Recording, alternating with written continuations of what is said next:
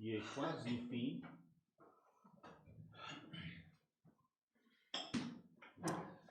É antes do Apocalipse, Judas, capítulo, só tem um capítulo, portanto é os versículos 5, 6 e 7. Judas é mesmo quase no fim, antes do Apocalipse, página 1340.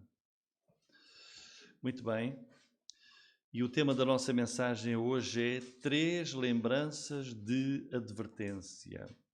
3 lembranças de advertência. Porque o versículo 5 começa precisamente, mas quero lembrar-vos, não é? Quero lembrar-vos, versículo 5, então é uma lembrança. E Judas vai aqui trazer-nos 3 lembranças de advertência. Nós começámos recentemente a estudar o livro de Mateus e o livro de Judas. Começámos Judas à quinta-feira e Mateus, o Evangelho de Mateus, ao domingo. Mas também para que se possa alternar, na quinta-feira tivemos Mateus e hoje vamos ter Judas. O tema principal da carta da Epístola Universal de Judas é defesa e firmeza na fé. 3 lembranças de advertência. Então vamos ler aqui os versículos 5, 6 e 7. Mas quero lembrar-vos, como a quem já uma vez soube isto, que havendo o Senhor salvo um povo, tirando da terra do Egito, destruiu depois os que não creram. E aos anjos que não guardaram o seu principado, mas deixaram sua própria habitação, reservou na escuridão e em prisões eternas, até ao juízo daquele grande dia. Assim como Sodoma e Gomorra e as cidades circunvizinhas, que havendo-se entregue à fornicação como aqueles, ida após outra carne, foram postas por exemplo, sofrendo a pena do fogo eterno.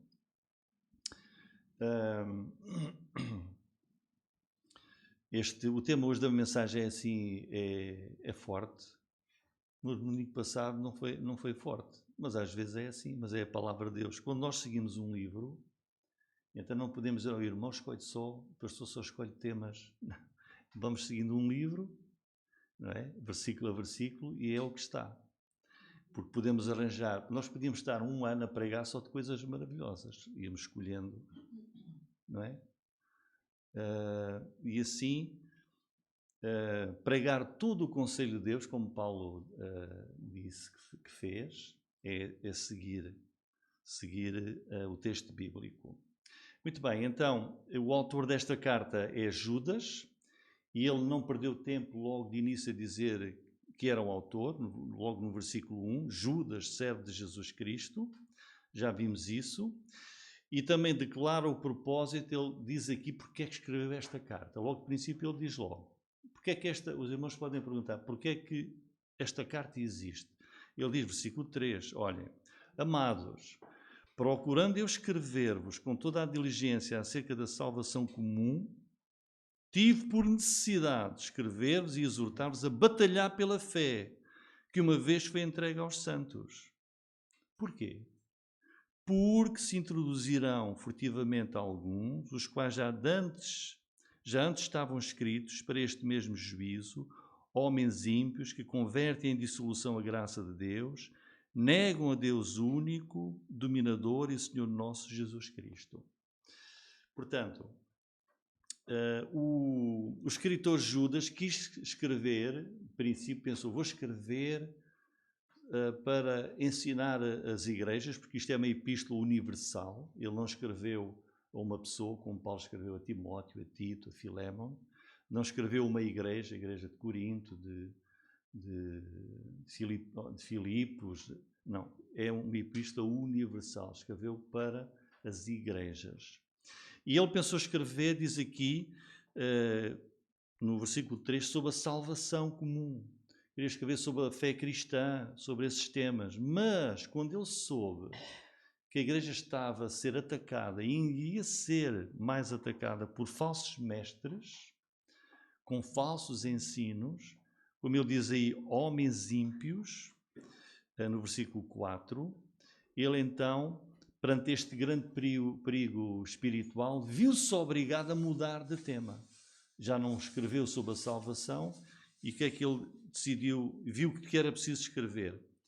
Versículo 3, batalhar pela fé, que uma vez foi entregue aos santos. Ele escreveu em defesa da fé, porque as igrejas estavam a ser atacadas com falsos ensinamentos por falsos mestres que conduziam a falsas práticas de vida cristã. E com isto em mente, Judas passou aqui a declarar o quê?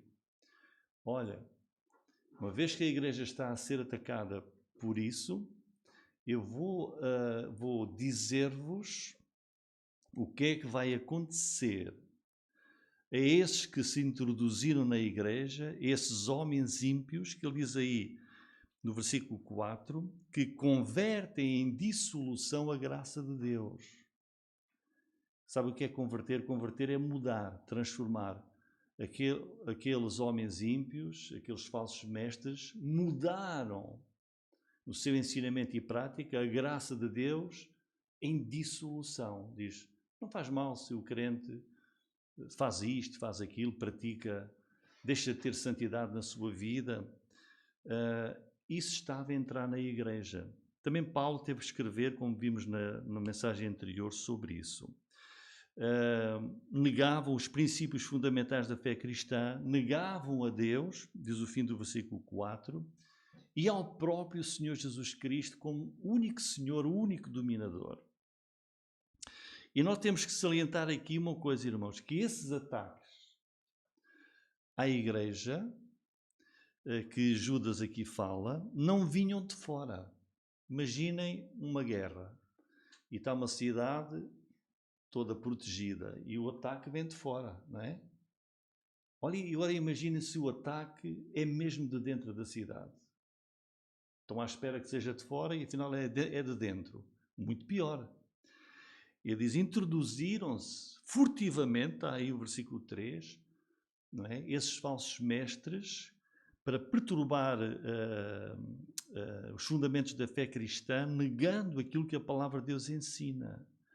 Era de dentro da própria igreja. Isso era muito pior, mais devastador, era um assalto mais destruidor à fé, porque é de dentro da própria igreja. Agora vejam bem, quando a fé cristã é atacada, é deturpada por parte de quem está dentro da própria igreja, a Bíblia chama isso de apostasia. Então o que é apostasia? Uma palavra que certamente já ouviram, uma palavra bíblica. A apostasia é o abandono da fé. É afastar-se da verdade de Deus. É a negação da fé. É a negação das verdades fundamentais das Escrituras. Por parte de quem? Por parte de quem conheceu a fé, por parte de quem praticou, professou a fé cristã.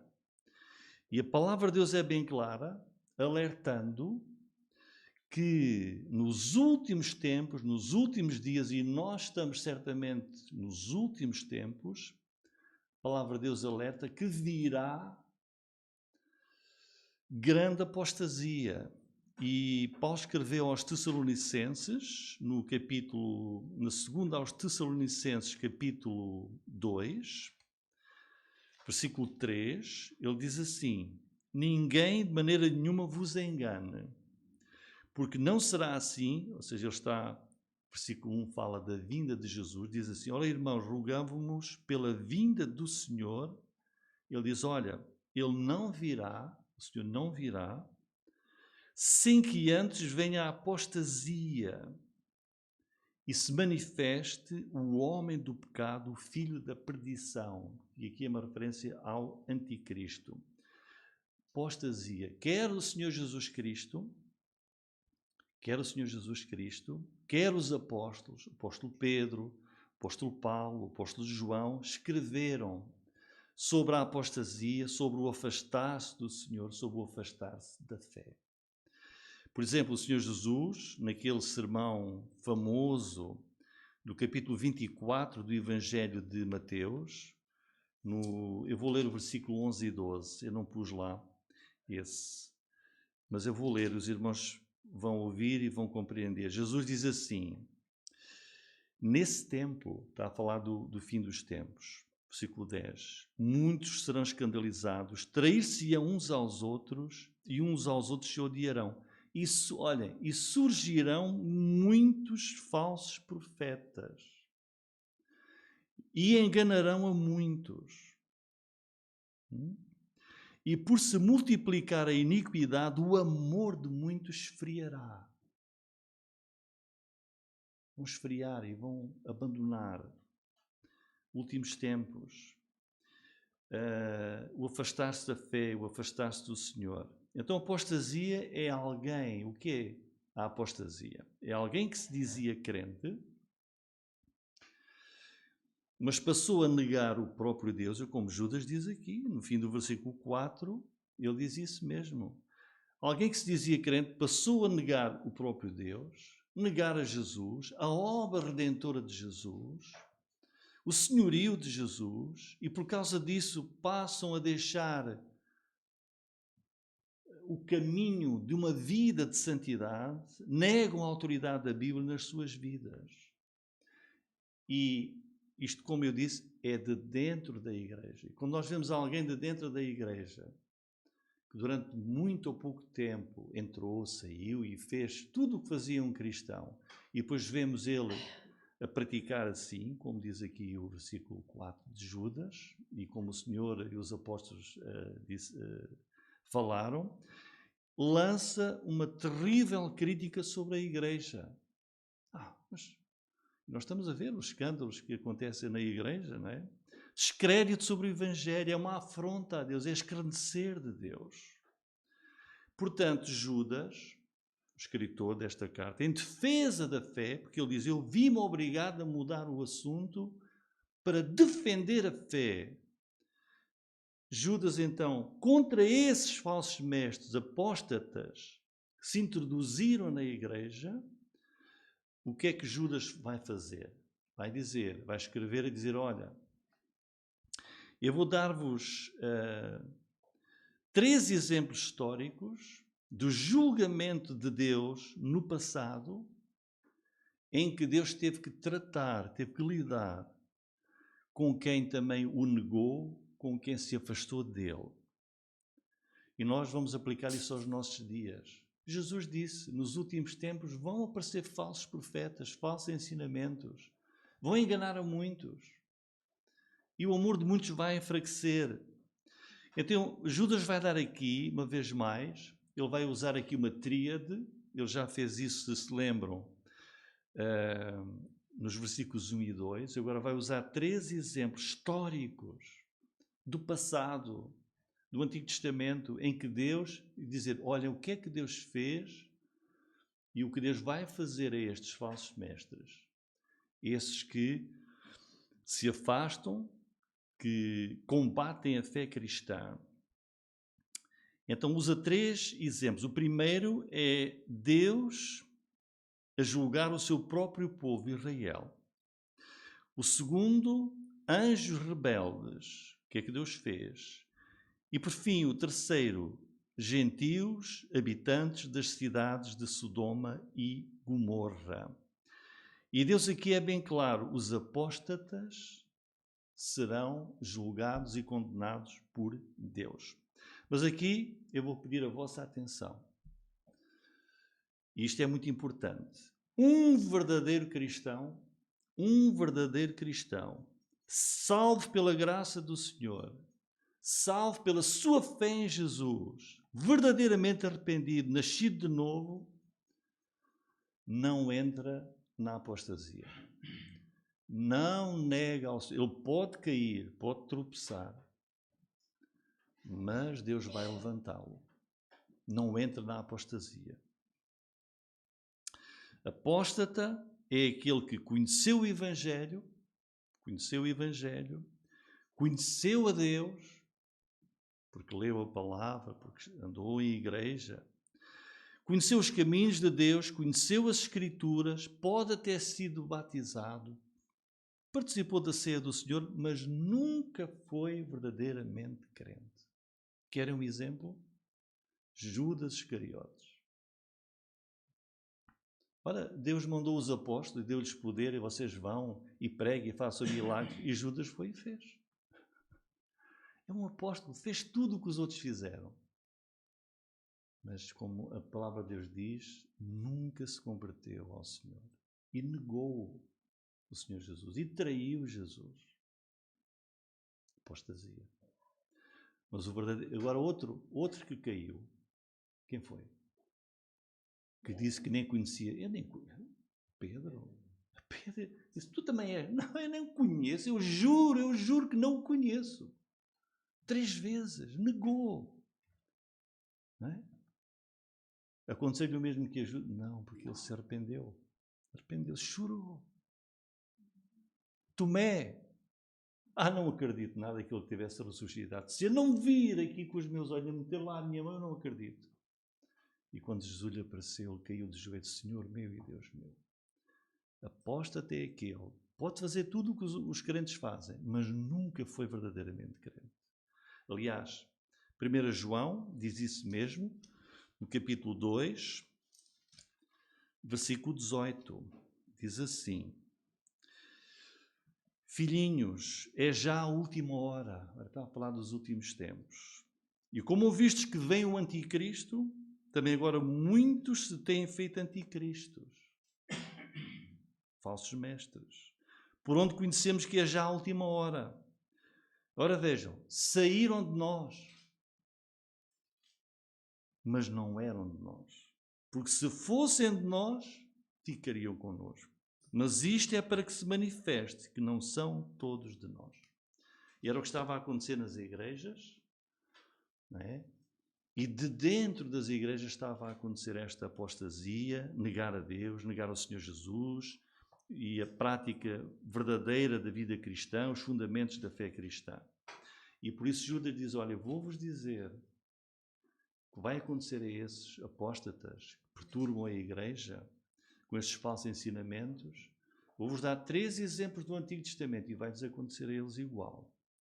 Então, à semelhança de Judas, Pedro, que nós estamos a estudar agora na escola de Mical, Pedro também confirma que Deus não poupará a apostasia. E Pedro também dá 3 exemplos. Em 2 Pedro 2, versículo 3, olha o que é que ele diz.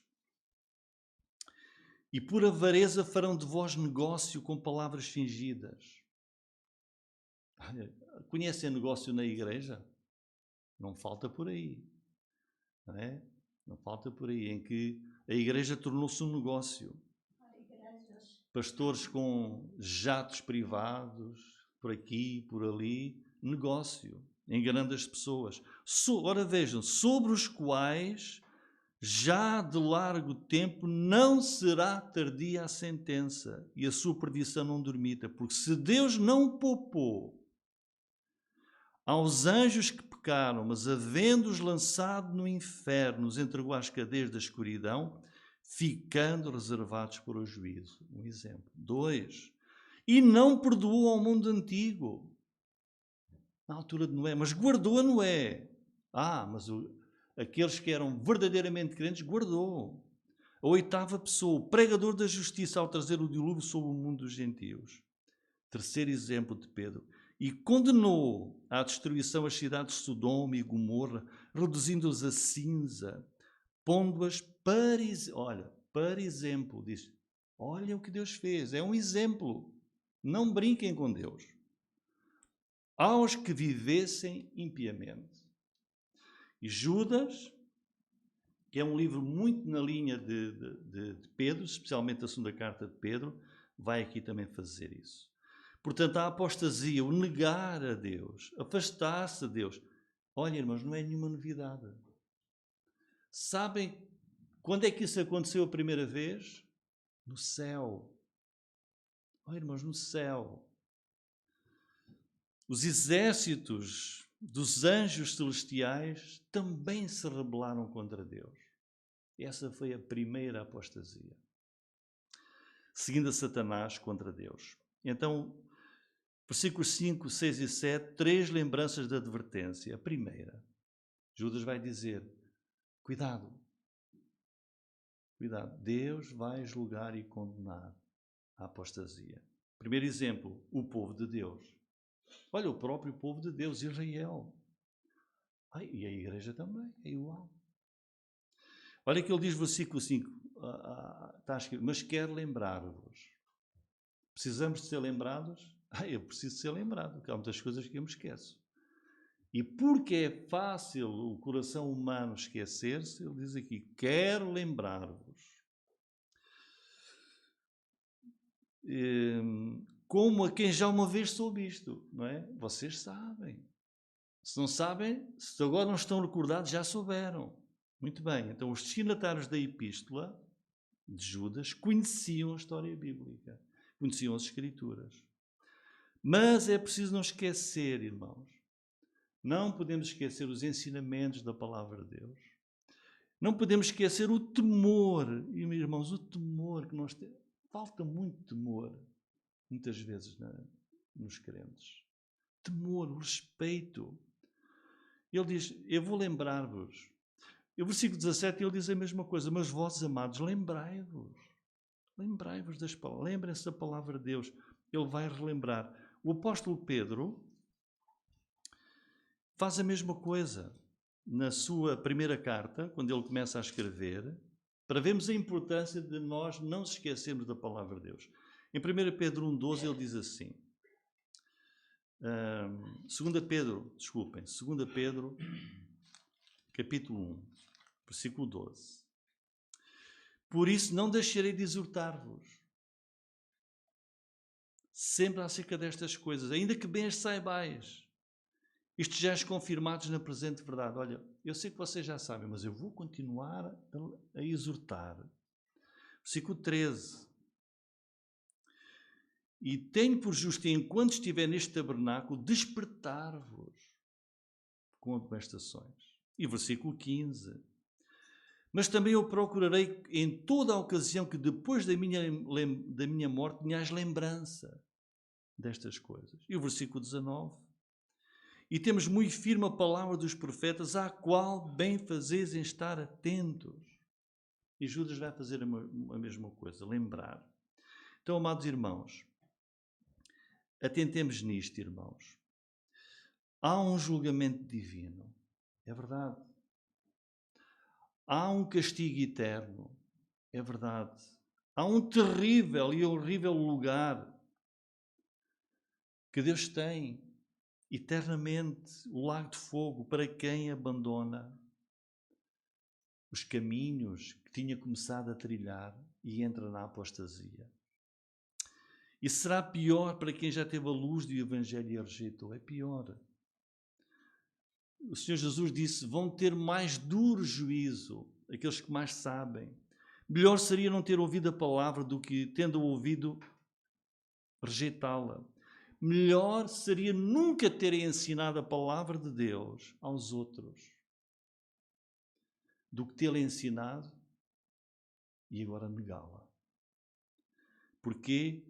Porque Deus vai punir com mais rigor esses que têm a mais luz, como o Senhor Jesus disse. O Senhor Jesus disse isso mesmo também. Ele disse que se tivessem sido feitos os milagres que foram feitos em algumas cidades por onde o Senhor Jesus passou, ter-se-iam convertido, mais do que noutros onde o Senhor não fez. Até o Senhor diz aqui, havendo o Senhor salvo, versículo 5, um povo tirando da terra do Egito. Então, este primeiro exemplo de julgamento e de castigo sobre a apostasia é sobre a nação de Israel. E é um exemplo que quem está a receber a carta de Judas conhecia. Quem é que não conhece? Qual era o judeu que não conhecia o grande feito de Deus de ter ido ao Egito buscar libertar o seu povo, o povo de Israel. É um dos maiores acontecimentos da Bíblia, da mão redentora de Deus, que depois de 400 anos, Israel no Egito, Deus vai lá e tira uma nação com milhões de pessoas e leva-as caminho do deserto para a terra prometida, a terra de Canaã. Um acontecimento impressionante. Ele diz aqui, quero lembrar-vos, como quem já uma vez soube isto, que havendo-se salvo um povo, tirando a terra do Egito, salvou, destruiu depois os que não quereram. Porque muitos desses que foram salvos da terra do Egito, foram salvos, tirados da escravidão. Oportunidade única. Viram tudo o que Deus fez, ouviram tudo o que Deus disse. Mas diz aqui, mas não creram depois. Não creram. Nós podemos dizer, se fosse eu, se eu estivesse lá e visse Deus abrir o mar vermelho, eu não ia duvidar. Se eu estivesse lá em frente do Monte Sinai a ver Deus a revelar-se, a sua voz, o tremor da terra, o fogo, os trovões, eu ia acreditar. Se eu visse a água sair da rocha, o maná cair todos os dias, visse... Mas irmãos, diz aqui, mas muitos não creram. Não creram. Viram, passaram por tudo isso, mas não creram. Então vejam, Deus vai dizer, mas tu viste... Tiveste a oportunidade igual a todos os outros e não creste. Afastaste de mim. Até vieste. Podias ter dito logo lá no Egito, não quer vir. Mas tu vieste, aceitaste, andaste, caminhaste, beneficiaste. E nos seus corações, esses foram salvos, quiseram voltar para... quem dera ter ficado no Egito. Lembram-se? Quem dera, lá não faltavam nabos e melões e... Não é? Diziam, não é? Começaram a murmurar, a queixar-se contra Deus, afrontaram a liderança, Moisés e Arão, rejeitaram o Senhor, rejeitaram o poder de Deus, negaram, Deus não nos vai poder levar até à terra de Canaã. Afrontaram ao Senhor, olhem, pior, muitos envolveram-se em idolatria. Lembram-se o que é que fizeram? Um bezerro de ouro. Este é que nos tirou do Egito. Coisa incrível. Coisa incrível. Este é que nos tirou do Egito. Envolveram-se em imoralidade sexual, descreram, tentaram a Deus, afastaram-se e, pior, não se arrependeram. Então vejam, vamos só ler um pouco em Números, capítulo 14. Números, capítulo 14. Vai ser projetado ali também, versículo 21.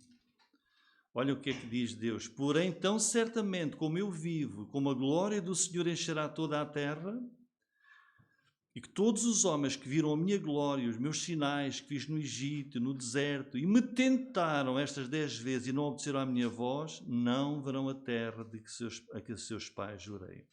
Nenhum daqueles que me provocou a verá. E o versículo 29.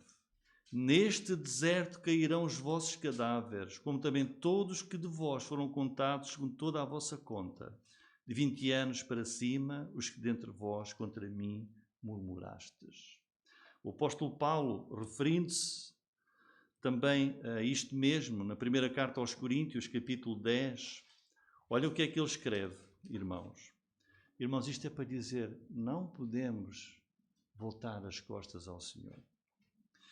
Ora, irmãos, 1 Coríntios 10, não quero que ignoreis que nossos pais, está-se a referir à nação de Israel, estiveram todos debaixo da nuvem, todos passaram pelo mar, todos foram batizados em Moisés na nuvem e no mar, todos comeram de uma mesma comida espiritual, beberam, olha, todos, de uma mesma bebida espiritual, porque bebiam da pedra espiritual que os seguia, a pedra era Cristo. Mas Deus não se agradou da maior parte deles, por isso foram prostrados no deserto.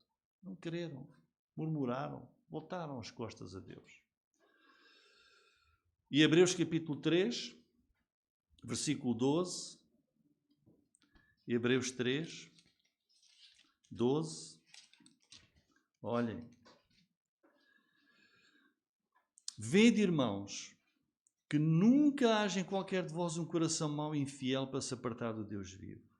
Antes exortai-vos uns aos outros todos os dias, durante o tempo que se chama hoje, para que nenhum de vós se endureça pelo engano do pecado, porque nos tornamos participantes de Cristo se retivermos firmemente o princípio da nossa confiança até ao fim. Enquanto se diz hoje, se ouvires a sua voz, não endureçais os vossos corações, como na provocação. Está a falar lá, atrás, no deserto. Porque havendo alguns ouvido, o provocaram, mas não todos saíram do Egito por meio de Moisés. Mas com quem se indignou por 40 anos, não foi porventura com os que pecaram, cujos corpos caíram no deserto? E a quem jurou que não entrariam no seu repouso, senão os que foram desobedientes? E vemos que não puderam entrar por causa da sua incredulidade. Apostasia. Vejam bem, irmãos, voltando para Judas, desde aqui, olhem bem as palavras. Quero lembrar-vos, como a quem já uma vez soube isto, que havendo o Senhor salvo um povo, não diz o povo todo, um povo, salvo um povo que é os que creram verdadeiramente no Senhor, não aqueles que apostataram. Diz, destruiu depois os que não creram. É um aviso terrível do que pode acontecer. E o que Judas quer dizer é que é isto, o mesmo vai acontecer àqueles falsos mestres que se introduziram na igreja. O mesmo acontecerá a quem se envolveu na fé, envolveu-se com o Senhor, com o Evangelho, mas depois nega tudo, contradiz, falseia a verdade, afasta-se.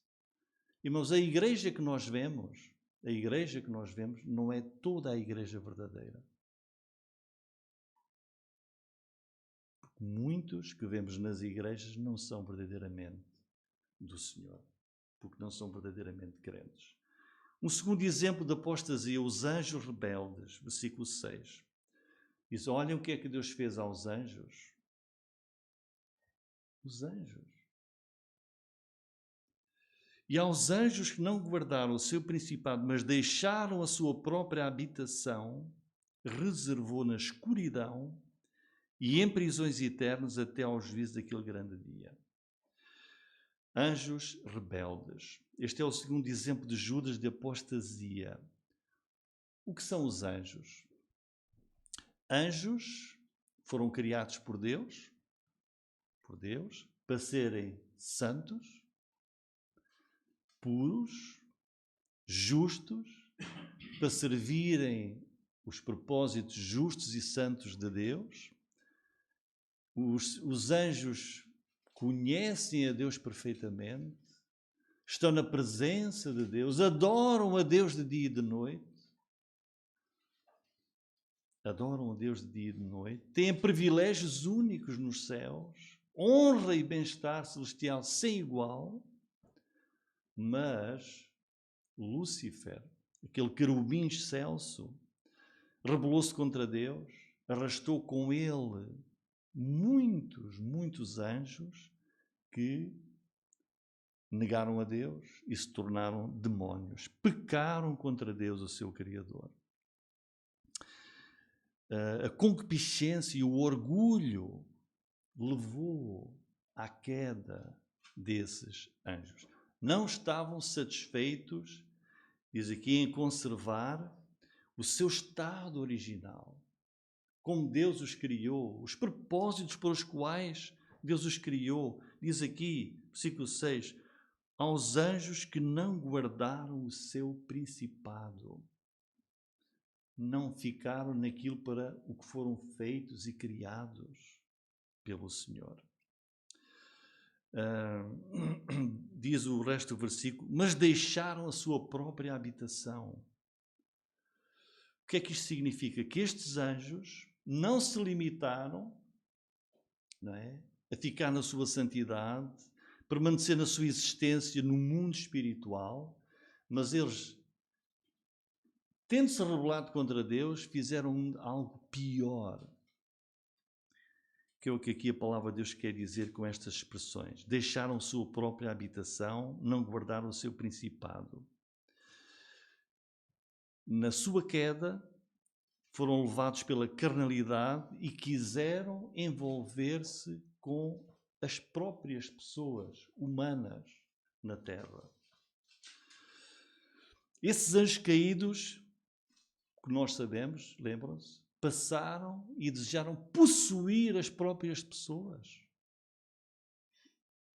Possuir as próprias pessoas, habitando nelas, endemoninhando-as. Gênesis capítulo 6, muitos teólogos acreditam que é o exemplo bíblico dessa ação angélica, demoníaca, terrível, em que esses anjos caídos introduziram-se com as pessoas e levou à destruição de toda a existência humana com o dilúvio no tempo de Noé. Então prestem atenção, irmãos. De todos os anjos que se rebelaram contra Deus, que seguiram Lúcifer, há aqui uma referência a um número deles, a um número desses anjos, um grupo deles, que assumiu este comportamento, esta imoralidade, esta carnalidade, ainda mais reprovável, e que Deus logo, diz aqui, os colocou, diz, aos anjos que não guardaram o seu principado, mas deixaram a sua própria habitação, aquilo para o que foram criados, reservou na escuridão e em prisões eternas até ao juízo daquele grande dia. Não são todos.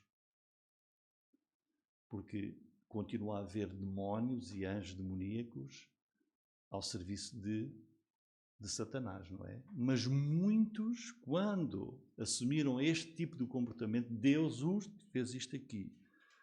Os prendeu eternamente na escuridão, em prisões eternas, até ao dia do juízo final. Tanto que, no tempo de Jesus, nós não lemos que os demónios o que é que faziam? Não possuíam as pessoas. Aquele endemoniado gadareno dizia que tinha uma legião deles. Uma legião deles. E nós lemos, por exemplo, em Lucas capítulo 8, um episódio, e sabemos de vários milagres de Jesus que libertou as pessoas da possessão demoníaca. Lucas capítulo 8, versículo 28, nós lemos assim: E quando viu a Jesus, é o endemoniado, prostrou-se diante deles, clamando e dizendo com grande voz: Que tenho eu contigo, Jesus, Filho do Deus Altíssimo, peço-te que não me atormentes. Então, são os demónios a pedirem a Jesus: não nos atormentes. Porque sabem que Jesus tem autoridade para isso. Porque tinha ordenado ao espírito imundo que saísse daquele homem, pois já havia muito tempo que o arrebatava, e guardava-no preso com grilhões e cadeias, mas quebrando as prisões, era impelido pelo demónio para os desertos. E perguntou-lhe Jesus, dizendo: Qual é o teu nome? E ele disse: Legião, porque tinham entrado nele muitos demónios. Agora veja o versículo 31. E rogavam-lhe que os não mandasse para o abismo, que é onde estavam já os outros, que eles bem sabiam. E Jesus, Deus, o Senhor é que sabe, permitiu que eles se introduzissem numa manada de porcos. Então, irmãos, não esqueçamos, então aqui uma lição clara, os demónios não ficaram, diz, não na sua própria habitação, no mundo espiritual para o qual Deus os criou, mas entraram por este comportamento. Não esqueçamos aquilo que Jesus disse em Mateus 25, 41. O inferno foi criado, inicialmente, diz aqui, em versículo 41 de Mateus 25, dizendo que eles iam para o fogo eterno, preparado para o diabo e os seus anjos. É o castigo de Deus para o diabo e os seus anjos. Inicialmente foi criado o inferno. Preferiram Satanás a Deus e por este seu pecado, apostasia, de negação de Deus, foram expulsos dos céus e foram sentenciados à condenação eterna. É horrível, irmãos. Não pensem que eu estou a trazer esta mensagem de é difícil, que é horrível. Mas devemos temer a Deus e devemos saber aquilo que a palavra de Deus nos diz, irmãos. Que todos possam fugir da ira de Deus. Porque Deus não se deixa de escarnecer. Olha o que diz aqui Judas, no fim do versículo 6. Até ao juízo daquele grande dia. O dia mais importante de todos, irmãos. Que bênção. Demos graças a Deus, irmãos, naquele grande dia do juízo de Deus, que nós vamos poder, pela graça de Deus, estar em pé e receber de Deus a eternidade com Ele para sempre. Que coisa única. Glória ao nome do Senhor, irmãos. Mas aqueles que não creem, que se rebelaram, que negaram, que voltaram atrás, vão ter um juízo terrível. O dia mais importante de todos, daquele grande dia do juízo. Aqueles falsos mestres, está Judas a dizer, e todos os que seguem a apostasia vão ter este julgamento e este castigo. Ele diz claramente. E por fim, terceiro exemplo, os moradores de Sodoma e Gomorra, versículo 7. Assim como Sodoma e Gomorra e as cidades circunvizinhas, as cidades próximas, que havendo-se entregue à fornicação como aqueles anjos, aqueles do versículo anterior, e ida após outra carne, foram postas essas cidades, por exemplo, sofrendo a pena do fogo eterno, uma vez mais. Os que foram salvos do Egito e não creram, destruição, ou seja, castigo eterno. Os anjos, prisão eterna, lago de fogo e enxofre, pena de fogo eterno, para este exemplo dos moradores de Sodoma e Gomorra. Este é o terceiro exemplo do castigo de Deus. E aquilo que aconteceu a Sodoma e Gomorra, que podem ler em Gênesis 18 e 19, não vamos ler agora, é também um acontecimento dos mais conhecidos que se pode ter no Antigo Testamento. Sodoma e Gomorra é um incidente, um juízo de Deus que causou maior, mais forte impressão no povo de Deus. Olhem, Sodoma e Gomorra e o que aconteceu ali é referido vez após vez nas Escrituras.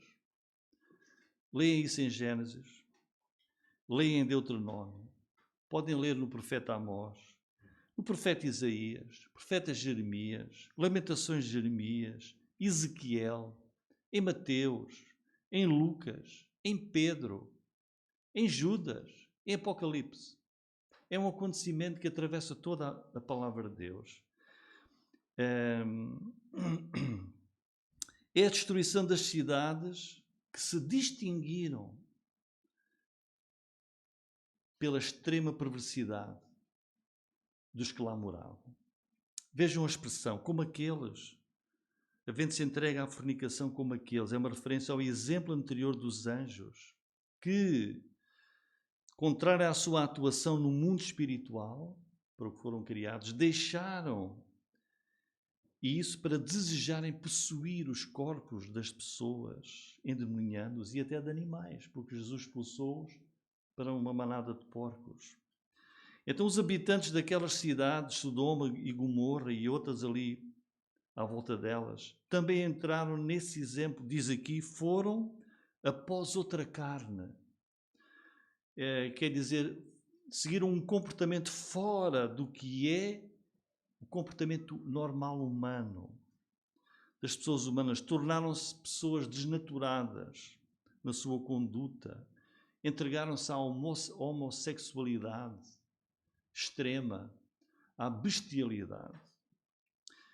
E o que é que fez o Senhor? Deus mandou anjos a Sodoma para tirar de lá Ló e a sua família.